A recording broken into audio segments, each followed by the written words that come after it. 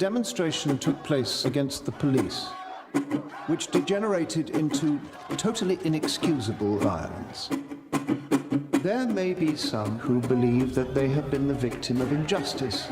There are others who, like parasites, feed on these beliefs and seek to turn them to their own advantage, deliberately creating hate and violence.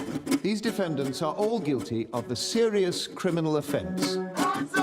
This attack on a black establishment is not an isolated event, but a sustained campaign against black people. And today we are saying enough is enough. If you are the big tree, we are the small axe, sharpened to cut you down. Congratulations, guys, on such an incredible film. Mangrove was just so powerful. My first question for both of you is, with the current climate of the world, there's obviously that extra added, I don't want to say pressure, but level of intensity going into a film like this, on top of the fact of being an actor and playing a historical figure. So what was it like with both of those layers going into the performances that you all had and the layers that you added into your craft? Oh, I mean, for me, first of all, I think it's important to say that, when we filmed this last year summer, we had no idea what was going to happen this year summer. You know what I mean? The marches hadn't happened yet. The conversation was happening. But to be honest, I think that it was, you had the few people who were still passionate about it and still marching and still, actually actively campaigning. But for the general public, people weren't really speaking about this stuff. Right. And so when I came into this, I knew that this story was important. And what I saw was an opportunity to really bring this conversation to the surface again. What I didn't know is that it would jump the queue and, and get right ahead of us. And so, it was exciting to be involved in it then. It's even more exciting to be involved in it now, I think, and to share this with a audience that I think are really ready and hungry actually to hear and to see. Just as a caveat, the specifics are is that there was no energy when we started filming. We essentially finished filming pretty much a year ago to the week, or maybe not. But we finished filming in October, I believe, of last year. Our bit, the Mangrove, the rest of the series carried on filming, but we finished the Mangrove around about now, if I remember rightly.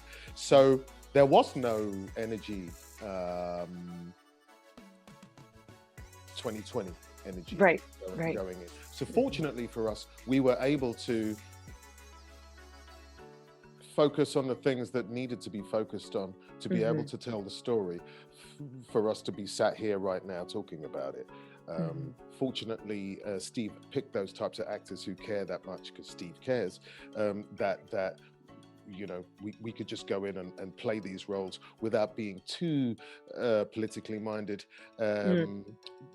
Because unfortunately, if you walk into a scenario, a role like that, and you start judging, or if you play a role and you judge the character you're playing, or you judge the times, unfortunately what happens cerebrally is then that affects your performance. So it can affect your performance because you're thinking about a bunch of other things that's got nothing to do with the idea that you've got to be really angry and cry at the end of this scene or something. It doesn't, these things, they're not gonna, it doesn't help, so but fortunately these things weren't around for us to have to even consider. If we were filming that now, I mean, it's a little bit of art imitating life, and then my last question for both of you is, now that the film is coming out, and with everything that you just said, and it being the 2020 energy, what do you hope audiences get from this poignant film? Not only British audiences, but American audiences, because to be honest, I learned a lot about British racial relations that I didn't know about. What are you hoping audiences get from that? Well, I'll say the one thing, people have been screaming Black Lives Matter this year. And this project, not just Mangrove, but the whole series definitely speaks to that. I think it's an answer to the cry without trying to be. saying, look, we're here, you know, and and we matter, and not we as in, you know, the famous people, or it's just the everyday person, our culture, our food, our history, our values, our tears, our joy, it matters.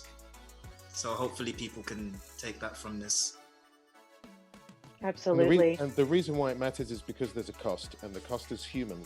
The cost is mental health. The cost is generations feeling a certain way. I mentioned standing on the shoulder of giants. It's like, you know, by now, you know, you wanna build on past, your heritage, your ancestors' work, hard work. You want to build on that and make something better.